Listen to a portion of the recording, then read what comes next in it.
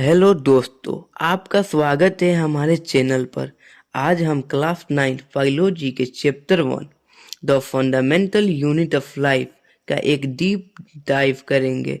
ये चैप्टर काफ़ी इम्पोर्टेंट है क्योंकि यहाँ से हम समझते हैं कि लाइफ की शुरुआत कैसे होती है और सेल का काम क्या है। तो चलिए शुरू करते हैं और हर एक कॉन्सेप्ट को हम डिटेल में समझते हैं। Number 1, introduction. What is cell? Cell क्या होता है? सबसे पहले एक क्वेश्चन, जिंदगी की सबसे बेसिक यूनिट क्या है? आंसर है सेल।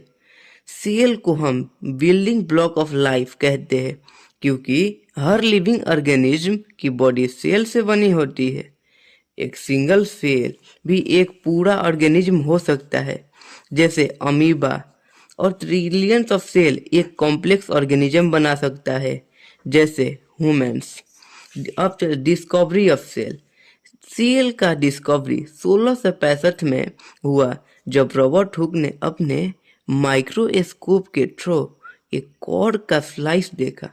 उन्होंने छोटी छोटी कंपार्टमेंट ऑब्जर्व की जिन्हें उन्होंने सेल्स कहा। हुक के बाद एंटोन वान लीवेनहॉक ने लिविंग सेल्स को ऑब्जर्व किया, जैसे बैक्टीरिया और protozoa. Definition of cell. Cell एक माइक्रोस्कोपिक यूनिट है जो सारी लाइफ प्रोसेस को परफॉर्म करती है, जैसे रेस्पिरेशन, ग्रोथ, रिप्रोडक्शन और excretion. Cell theory. Cell biology का बेस बनाया गया। सेल थ्योरी के थ्रू ये थ्योरी 3 साइंटिस्ट स्लाइडेन, स्वान और बीटू ने मिलकर डेवलप की। सेल थ्योरी की मेन पॉइंट। नंबर 1, हर लिविंग ऑर्गेनिज्म सेल से बना है। नंबर 2, सेल जिंदगी की सबसे बेसिक स्ट्रक्चरल और फंक्शनल यूनिट है। नंबर 3, सारे सेल्स प्री एक्सिस्टिंग सेल से ही बने हैं। ओमनी सेलुलर ई सेलुलर इसका मतलब होता है। ये थ्योरी हर लिविंग ऑर्गेनिज्म के लिए वैलिड है, छोटी बैक्टीरिया से लेकर ह्यूमंस तक। Number 3, types of cell. Cell को 2 टाइप्स के होते हैं। प्रोकैरियोटिक सेल, ये सिंपल सेल होते हैं जिनमें न्यूक्लियस नहीं होता।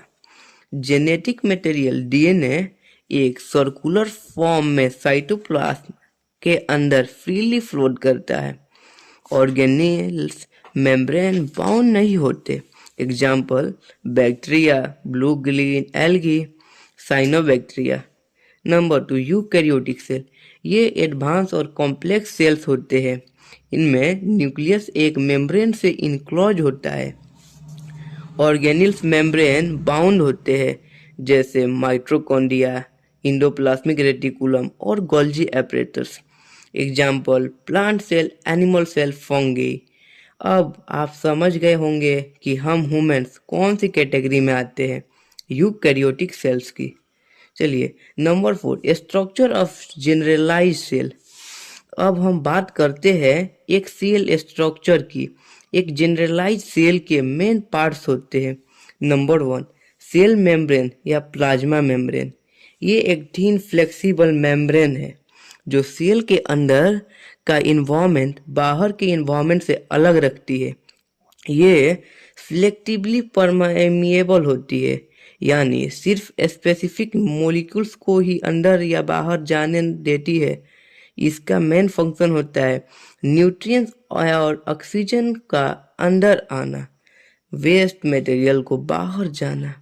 साइटोप्लाज्म। साइटोप्लाज्म एक जेली लाइक सब्सटेंस है जो सेल के अंदर ऑर्गेनेल्स को सपोर्ट करता है। इसमें केमिकल रिएक्शन होती है, जैसे एनर्जी प्रोडक्शन और protein synthesis. Number 3, nucleus. Nucleus cell का कंट्रोल सेंटर है। इसके अंदर जेनेटिक मटेरियल डीएनए होता है जो सेल के फंक्शन और रिप्रोडक्शन के रेगुलेट करता है। न्यूक्लियस के अंदर एक स्ट्रक्चर होता है न्यूक्लियोलस जो राइबोसोम बनाता है। 5, ऑर्गेनेल्स इन डिटेल। सेल के अंदर प्रेजेंट ऑर्गेनेल्स हर एक काम के लिए स्पेशलाइज होते हैं। चलिए उन्हें डिटेल में समझते हैं। Number 1, mitochondria. ये पावर हाउस ऑफ सेल है क्योंकि यहाँ एनर्जी एटीपी बनती है। इसका काम है ग्लूकोज को ब्रेक डाउन करके यूजेबल एनर्जी बनाना। इंडोप्लाज्मिक रेटिकुलम, ये एक नेटवर्क ऑफ मेम्ब्रेन्स है जो ट्रांसपोर्ट और सिंथेसिस का काम करता है। Rough endoplasmic reticulum, ribosome present होते हैं जो प्रोटीन बनाते हैं।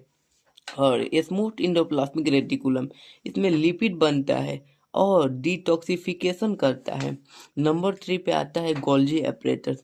ये सेल के अंदर मॉलिक्यूल्स को पैकेज और ट्रांसपोर्ट करता है। एग्जाम्पल, प्रोटीन्स को मॉडिफाई करके उन्हें स्पेसिफिक लोकेशन पर भेजना। 4 नंबर पे लाइसोसोम, ये वेस्ट मटेरियल और डैमेज सेल पार्ट को डाइजेस्ट करता है, इसलिए इसे सुसाइड बैग ऑफ सेल भी कहते हैं। 5 वोक्यूल्स, ये स्टोरेज यूनिट है जो वाटर, न्यूट्रिएंट्स और वेस्ट स्टोर करते हैं। प्लांट सेल्स में वोक्यूल्स बड़ा होता है जो सेल को रिजिडिटी और शेप देता है। नंबर 6 पे क्लोरोप्लास्ट, ये ओनली इन प्लांट सेल में होता है। ये ग्रीन कलर्ड ऑर्गेनेल्स है जो फोटोसिंथेसिस के लिए रिस्पॉन्सिबल है। इसमें क्लोरोफिल होता है जो सनलाइट को कैप्चर करके ग्लूकोज बनाता है। नंबर 7 राइबोसोम्स, ये प्रोटीन बनाते हैं जो सेल के ग्रोथ और रिपेयर के लिए ज़रूरी होते हैं।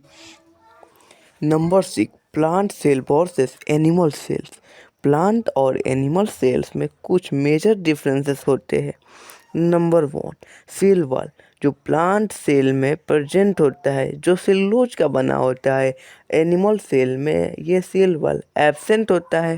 क्लोरोप्लास्ट प्रेजेंट होता है प्लांट सेल में जो फोटोसिंथेसिस के लिए रिस्पॉन्सिबल होता है, और ये एनिमल सेल में एब्सेंट होता है। वैक्यूल्स, जो प्लांट सेल में लार्ज और सेंट्रल होता है और एनिमल सेल में स्मॉल या एब्सेंट होता है। शेप जो होता है प्लांट सेल का रेक्टेंगुलर या फिक्स्ड शेप होता है और एनिमल सेल का राउंड या irregular shape.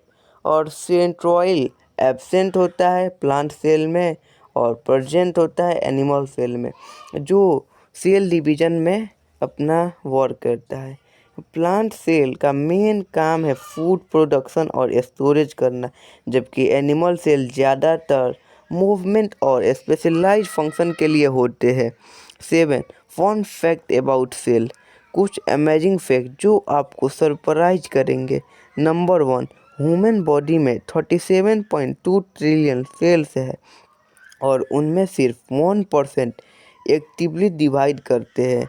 Number 2 RBCs nucleus के बिना होता है ताकि वो ज़्यादा ऑक्सीजन कैरी कर सके। नंबर 3 प्लांट अपने लिए खुद फूड बनाते हैं। क्या बात है, सेल्फ सफिशिएंट लाइफ। अब हम देखते हैं इसकी समरी। तो दोस्तों, आज हमने सेल्स के बारे में डीपली समझा।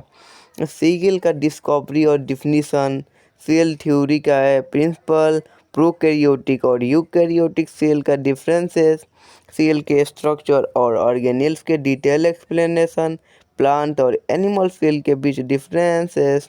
अगर आपको ये वीडियो पसंद आई हो तो लाइक और शेयर करना ज़रूर करें, और नए एजुकेशनल कंटेंट के लिए चैनल को सब्सक्राइब करना मत भूलना। मिलते हैं अगले वीडियो में, तब तक के लिए keep learning, stay curious. Thanks for watching.